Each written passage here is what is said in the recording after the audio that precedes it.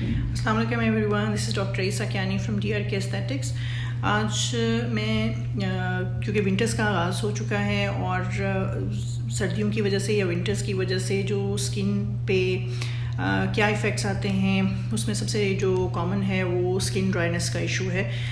Because humidity का level जो है वो कम हो जाता है और our skin is expose to dry and cold air, जिसकी वजह से स्किन में से मॉइस्चर जो है उसका लॉस होता है। और इसमें कुछ सिंपल सी चीज़ें हैं जिसका हमें ख्याल रखना है कि अगर आपकी स्किन ड्राई है या अगर आपकी स्किन इवन ऑयली भी है, जो इस वेदर में जैसे विंटर्स का स्टार्ट होता है तो वो ऑयली स्किन भी जो है वो इट बिहेव्स नॉर्मल, या समटाइम्स ऐसा होता है कि कुछ ऐसे प्रोडक्ट्स जो हैं ऑयली स्किन के लोग जो है वो इस्तेमाल कर रहे होते हैं जिसकी वजह से उनकी स्किन जो है वो ड्राई रहती है। And then during this season skin जो है वो भी ड्राइनेस की तरफ जाना शुरू हो जाती है। सो इसमें यह है कि एक तो सिंपल कुछ चीज़ें हैं, लाइक फॉर एग्जांपल आपकी जो स्किन केयर रूटीन है उसमें आप कुछ चीज़ों का ख़ास ख्याल रखें। फॉर एग्जांपल अगर आप फोमिंग क्लिनजर्स इस्तेमाल कर रहे हैं तो कोशिश कीजिए कि विंटर्स में आप क्रीम क्लिनजर्स जो हैं वो इस्तेमाल करें, जो ऑयल बेस्ड क्लिनजर्स जो हैं उनका इस्तेमाल करें। इसी तरह से मॉइस्चराइज़र का जो इस्तेमाल है वो बहुत इम्पॉर्टेंट हो जाता है इस वेदर में। और अपनी स्किन को मॉइस्चराइज़ रखें। आपकी फेस की स्किन, आपकी बॉडी स्किन दोनों के लिए मॉइस्चराइज़र की ज़रूरत होती है। अगर आप सीरम इस्तेमाल कर रहे हैं तो it's time to switch to lotions, और अगर आप लोशंस इस्तेमाल कर रहे हैं तो it's better to switch to creams moisturiser.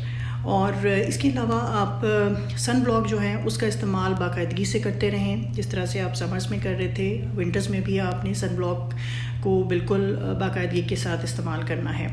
इसके अलावा जो आपका फेस वॉश का जो टाइमिंग्स हैं या फ्रीक्वेंसी है, अगर आप दिन में 3 या 4 दफ़ा इस्तेमाल अपना फेस को वॉश करते थे तो बेहतर है कि आप 1 या 2 दफ़ा आप उसके जो फेस है उसको वॉश कीजिए। जितना कम आप वॉश करेंगे अपने फेस को तो उसमें जो स्किन का मॉइस्चर है वो रिटेन रहेगा, बिकॉज जितनी दफ़ा आप फेस जो है वो वॉश करते हैं तो स्किन में से मॉइस्चर जो है वो एवेपोरेट होता है, उसका लॉस होता है। इसी तरह से अगर बॉडी ड्राइनेस है तो उसमें भी कोशिश कीजिए कि बॉडी ऑयल्स जो है वो शावर में आप इस्तेमाल कीजिए। इसके अलावा आप जैसे जब आपकी बॉडी और या फेस की जो स्किन है वो वेट होती है तो उस वक्त आप अपने मॉइस्चराइज़र जो है वो इस्तेमाल कीजिए, ना कि ड्राई होने का इंतज़ार करें।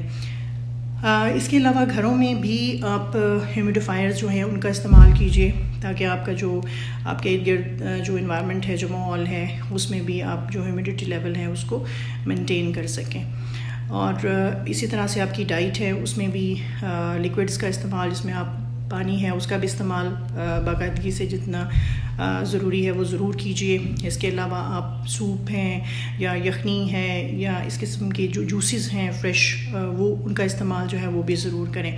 इसी तरह से फ़्रेश वेजिटेबल और फ्रूट्स जो हैं उनको भी अपनी खुराक में शामिल रखें। So these are very simple things, इनको अगर हम फॉलो करते हैं तो स्किन ड्राइनेस का जो इशू है उसको काफ़ी हद तक हम कंट्रोल कर सकते हैं। Thank you so much.